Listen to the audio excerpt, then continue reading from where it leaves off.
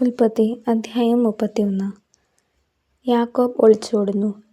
ലാബാന്റെ മക്കൾ ഇങ്ങനെ പറയുന്നത് യാക്കോബ് കേട്ടു. നമ്മുടെ പിതാവിൻ്റെ സ്വത്തെല്ലാം യാക്കോബ് കൈവശപ്പെടുത്തി. നമ്മുടെ പിതാവിൻ്റെ മുതലുകൊണ്ടാണ് അവൻ ഈ സ്വത്തൊക്കെ സമ്പാദിച്ചത്. ലാബാന് തന്നോട് പണ്ടത്തെപ്പോലെ താല്പര്യമില്ലെന്ന് അവൻ്റെ മുഖഭാവത്തിൽ നിന്നും യാക്കോബിന് മനസ്സിലായി. കർത്താവ് യാക്കോബിനോട് അരുളി ചെയ്തു, നിന്റെ പിതാക്കന്മാരോടും ചാർച്ചക്കാരുടെയും നാട്ടിലേക്ക് തിരിച്ചു പോവുക. ഞാൻ നിന്നോടുകൂടെ ഉണ്ടായിരിക്കും. യാക്കോബ് റാഹേലിനെയും ലേയായെയും താൻ ആടുമേയിച്ചിരുന്ന വയലിലേക്ക് വിളിപ്പിച്ചു. അവൻ അവരോട് പറഞ്ഞു, മുമ്പത്തെ പോലെയല്ല നിങ്ങളുടെ പിതാവിന് എന്നോടുള്ള മനോഭാവം. എന്നാൽ എൻ്റെ പിതാവിൻ്റെ ദൈവം എന്നോട് കൂടെ ഉണ്ടായിരുന്നു. എൻ്റെ കഴിവ് മുഴുവൻ ഉപയോഗിച്ച് നിങ്ങളുടെ പിതാവിനു വേണ്ടി ഞാൻ പണിയെടുത്തിട്ടുണ്ടെന്ന് നിങ്ങൾക്കറിയാമല്ലോ. എന്നിട്ടും നിങ്ങളുടെ പിതാവ് എന്നെ ചതിക്കുകയും 10 തവണ എൻ്റെ കൂലിയിൽ മാറ്റം വരുത്തുകയും ചെയ്തു. പക്ഷേ എന്നെ ദ്രോഹിക്കാൻ ദൈവം അവനെ അനുവദിച്ചില്ല. പുള്ളിയുള്ള ആടുകളായിരിക്കും നിന്റെ കൂലി എന്ന് അവൻ പറഞ്ഞാൽ എല്ലാ ആടുകളും പുള്ളിയുള്ളതിനെ പ്രസവിക്കും. അതല്ല, വരയുള്ളതായിരിക്കും നിനക്ക് കൂലി എന്ന് അവൻ പറഞ്ഞാൽ ആടുകളൊക്കെ വരയുള്ളതിനെ പ്രസവിക്കും. അങ്ങനെ ദൈവം നിങ്ങളുടെ പിതാവിൻ്റെ ആടുകളെ അവനിൽ നിന്നെടുത്ത് എനിക്ക് തന്നിരിക്കുന്നു. ആടുകൾ ഇണചേരുന്ന കാലത്ത് എനിക്കുണ്ടായ സ്വപ്നത്തിൽ ഞാൻ തലയുയർത്തി നോക്കിയപ്പോൾ ഇണചേരുന്ന മുട്ടാടുകളൊക്കെ പൊട്ടും പുള്ളിയും വരയുമുള്ളവയായിരുന്നു. അപ്പോൾ ദൈവത്തിൻ്റെ ദൂതൻ സ്വപ്നത്തിൽ യാക്കോബേ എന്ന് വിളിച്ചു. ഇതാ ഞാൻ എന്ന് അവൻ വിളി കേട്ടു. ദൂതൻ പറഞ്ഞു, തല ഉയർത്തി നോക്കുക. ഇണചേരുന്ന മുട്ടാടുകളെയെല്ലാം പൊട്ടും പുള്ളിയും വരയുമുള്ളവയാണ്. ലാബാൻ നിന്നോട് ചെയ്യുന്നതൊക്കെ ഞാൻ കാണുന്നുണ്ട്. നീ കൽത്തൂണിന് അഭിഷേകം ചെയ്യുകയും വ്രതമെടുക്കുകയും ചെയ്ത സ്ഥലമായ ബേഥേലിലെ ദൈവമാണ് ഞാൻ. എഴുന്നേറ്റ് ഇവിടം വിട്ട് നിന്റെ ചാർച്ചക്കാരുടെ നാട്ടിലേക്ക് തിരിച്ചു പോവുക. റാഹേലും ലേയായും പറഞ്ഞു, നമ്മുടെ പിതാവിൻ്റെ വീട്ടിൽ നമുക്ക് എന്തെങ്കിലും ഓഹരിയോ അവകാശമോ ഉണ്ടോ? നമ്മളെ അന്യരായിട്ടല്ലേ അവൻ കരുതുന്നത്? നമ്മെ വിൽക്കുകയും കിട്ടിയ പണം തിന്നു നശിപ്പിക്കുകയുമല്ലേ ചെയ്തത്? നമ്മുടെ പിതാവിൽ നിന്നും ദൈവം എടുത്തു മാറ്റിയ സ്വത്തെല്ലാം നമുക്കും നമ്മുടെ മക്കൾക്കും അവകാശപ്പെട്ടതാണ്. അതിനാൽ ദൈവം അങ്ങയോട് കൽപ്പിച്ചത് ചെയ്യുക. യാക്കോബ് മക്കളെയും ഭാര്യമാരെയും ഒട്ടകപ്പുറത്ത് കയറ്റി. അവർ കാലികളെയും ആടുമാടുകളെയും ഞെളിച്ചുകൊണ്ട് പാതാൻ ആരാമിൽ വെച്ച് സമ്പാദിച്ച സകല സ്വത്തുക്കളുമായി കാനാൻ ദേശത്ത് തൻ്റെ പിതാവായ ഇസഹാക്കിൻ്റെ അടുത്തേക്ക് പുറപ്പെട്ടു. ലാബാൻ ആടുകളുടെ രോമം വെട്ടാൻ പോയിരിക്കുകയായിരുന്നു. റാഹേൽ തൻ്റെ പിതാവിൻ്റെ കുലദേവന്മാരുടെ വിഗ്രഹങ്ങളെല്ലാം കട്ടെടുത്തു. അരമായനായ ലാബാനെ യാക്കോബ് കബളിപ്പിച്ച് സ്ഥലം വിട്ടു പോകാൻ ഉദ്ദേശിക്കുന്ന കാര്യം അവനെ അറിയിച്ചില്ല. തനിക്കുള്ളതെല്ലാം എടുത്തുകൊണ്ടാണ് അവൻ സ്ഥലം വിട്ടത്. അവൻ നദി കടന്ന് മലമ്പ്രദേശമായ ഗിലെയാദിനു നേരെ തിരിഞ്ഞു. ലാബാൻ പിന്തുടർന്നു. യാക്കോബ് ഒളിച്ചുപോയ കാര്യം 3-ാം ദിവസമാണ് ലാബാൻ അറിഞ്ഞത്. തൻ്റെ സഹോദരന്മാരെയും കൂട്ടി ലാബാൻ 7 ദിവസം യാക്കോബിനെ പിന്തുടർന്ന് മലമ്പ്രദേശമായ ഗിലെയാദിൽ വെച്ച് അവൻ്റെ അടുക്കൽ എത്തിച്ചേർന്നു. എന്നാൽ ദൈവം രാത്രി ഒരു സ്വപ്നത്തിൽ പ്രത്യക്ഷപ്പെട്ട് അരമായനായ ലാബാനോട് പറഞ്ഞു, നല്ലതോ ചീത്തയോ ആയ ഒരു വാക്കുപോലും യാക്കോബിനോട് പറയാതിരിക്കാൻ സൂക്ഷിച്ചുകൊള്ളുക. യാക്കോബ് മലമ്പ്രദേശത്ത് കൂടാരം അടിച്ചിരിക്കെ ലാബാൻ അവൻ്റെ മുൻപിൽ കടന്നു. തൻ്റെ ചാർച്ചക്കാരുമൊത്ത് ലാബാനും ഗിലെയാദിലെ മലമ്പ്രദേശത്ത് കൂടാരം അടിച്ചു.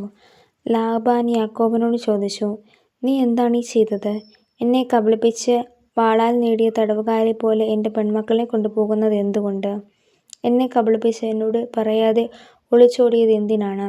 ഞാൻ ആഹ്ലാദത്തോടെ പാട്ടുപാടി കിന്നരവും വീണയും വായിച്ച് നിങ്ങളെ യാത്രയാക്കുമായിരുന്നല്ലോ. എനിക്ക് എൻ്റെ പുത്രന്മാരെയും പുത്രിമാരെയും ചുംബിക്കുന്നതിന് അവസരം തരാത്തതെന്ത്? നീ ബുദ്ധിശൂന്യമായിട്ടാണ് പ്രവർത്തിച്ചത്. നിന്നെ ഉപദ്രവിക്കാൻ എനിക്ക് കഴിയും. എന്നാൽ നല്ലതോ ചീത്തയോ ആയ യാതൊന്നും യാക്കോബിനോട് പറയാതിരിക്കാൻ സൂക്ഷിക്കുക എന്ന് നിങ്ങളുടെ പിതാവിൻ്റെ ദൈവം കഴിഞ്ഞ രാത്രി എന്നോട് പറഞ്ഞു. പിതാവിൻ്റെ വീട്ടിലെത്താനുള്ള തീവ്രമായ ആഗ്രഹം കൊണ്ടാണ് നീ പോന്നതെങ്കിൽ എൻ്റെ കുലദേവന്മാരെ കട്ടെടുത്തതെന്തിന്?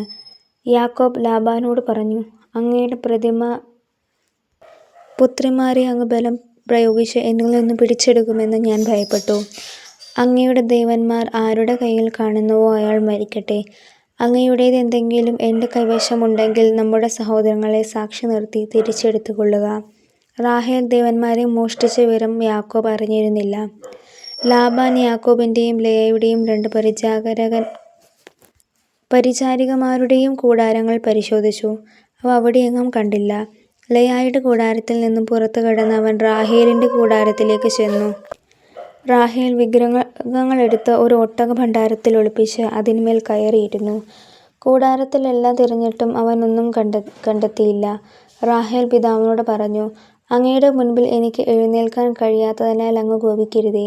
എനിക്കിപ്പോൾ മാസമുറയാണ്. അവൻ തിരഞ്ഞെങ്കിലും വിഗ്രഹങ്ങൾ കണ്ടെത്തിയില്ല. അപ്പോൾ രോഷാകുലനായ യാക്കോബ് ലാബാനോട് കയർത്തു.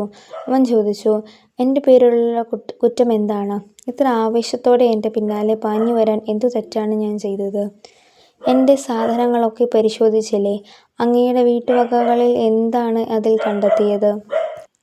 അങ്ങയുടെയും എൻ്റെയും സഹോദരങ്ങളുടെ മുൻപിൽ അവയൊക്കെ നിരത്തി വയ്ക്കുക. അവർ വിധി പറയട്ടെ. 20 കൊല്ലം ഞാൻ അങ്ങയുടെ കൂടെയായിരുന്നു. അങ്ങയുടെ ചെമ്പരിയാടുകൾക്കും കോലാടുകൾക്കും ഗർഭഛിദ്രം സംഭവിച്ചിട്ടില്ല. അങ്ങയുടെ മുട്ടാടുകളെ ഞാൻ കൊന്നിട്ടില്ല. കാട്ടുമൃഗങ്ങൾ കടിച്ചു കീറിയവയെ ഞാൻ അങ്ങയുടെ അടുത്ത് കൊണ്ടുവന്നിട്ടില്ല. ആ നഷ്ടം ഞാൻ തന്നെ സഹിച്ചു. രാത്രിയിലോ പകലോ കളവ് പോയവയ്ക്കും അങ്ങ് എന്നിൽ നിന്നും നഷ്ടപരിഹാരം ഈടാക്കിയിരിക്കുന്നു. അതായിരുന്നു എൻ്റെ സ്ഥിതി. പകൽ ചൂടും രാത്രി തണുപ്പും എന്നെ കാർന്നു തിന്നു. ഉറക്കം എൻ്റെ കണ്ണുകളിൽ നിന്ന് ഓടിയകന്നു. 20 കൊല്ലം ഞാൻ അങ്ങയുടെ വീട്ടിലായിരുന്നു. 14 കൊല്ലം അങ്ങയുടെ 2 പെൺമക്കൾക്ക് വേണ്ടിയും 6 കൊല്ലം ആടുകൾക്ക് വേണ്ടിയും ഞാൻ വേല ചെയ്തു. 10 തവണ അങ്ങ് എൻ്റെ കൂലിയിൽ മാറ്റം വരുത്തി. എൻ്റെ പിതാവായ അബ്രാഹത്തിൻ്റെ ദൈവവും ഇസഹാക്കിൻ്റെ ഭയവുമായിരുന്നവൻ എൻ്റെ ഭാഗത്തല്ലായിരുന്നുവെങ്കിൽ അങ്ങ് എന്നെ വെറും കൈയോടെ പറഞ്ഞു വിടുമായിരുന്നു. എൻ്റെ കഷ്ടപ്പാടും ദേഹാധ്വാനവും ദൈവം കണ്ടു. അതുകൊണ്ടാണ് കഴിഞ്ഞ രാത്രി അവിടുന്ന് അങ്ങയെ ശകാരിച്ചത്. ലാബാനുമായി ഉടമ്പടി.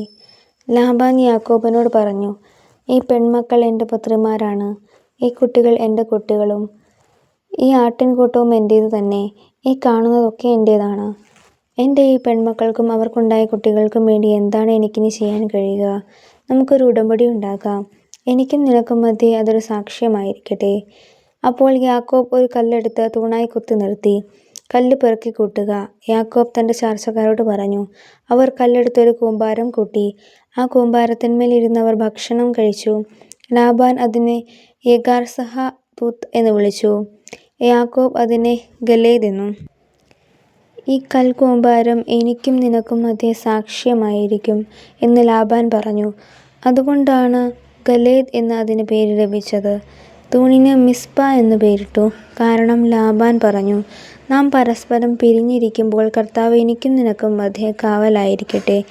എൻ്റെ പുത്രിമാരോട് നീ അപമര്യാദയായി പെരുമാറുകയോ എൻ്റെ പുത്രിമാർക്ക് പുറമെ നീ ഭാര്യമാരെ സ്വീകരിക്കുകയോ ചെയ്താൽ ആരും നമ്മുടെ കൂടെ ഇല്ലെങ്കിലും ദൈവം നമുക്ക് മധ്യേ സാക്ഷിയാണെന്ന് ഓർക്കുക.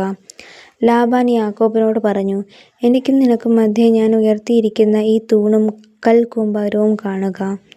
നിന്നെ ഉപദ്രവിക്കാൻ ഈ കൂമ്പാരത്തിൽ നിന്ന് അപ്പുറത്തേക്ക് ഞാനും എന്നെ ഉപദ്രവിക്കാൻ ഈ കൂമ്പാരത്തിന് തൂണിൽ നിന്ന് ഇപ്പുറത്തേക്ക് നീയും കടക്കുകയില്ല എന്ന് ഈ കൂമ്പാരവും തൂണും സാക്ഷിയായിരിക്കട്ടെ. അബ്രാഹത്തിൻ്റെയും നാഹോറിൻ്റെയും അവരുടെ പിതാവിൻ്റെയും ദൈവം നമുക്ക് മധ്യേ വിധിയാളനായിരിക്കട്ടെ. യാക്കോബും തൻ്റെ പിതാവായ ഇസഹാക്കും ഭയപ്പെട്ടിരുന്ന ദൈവത്തിൻ്റെ നാമത്തിൽ സത്യം ചെയ്തു.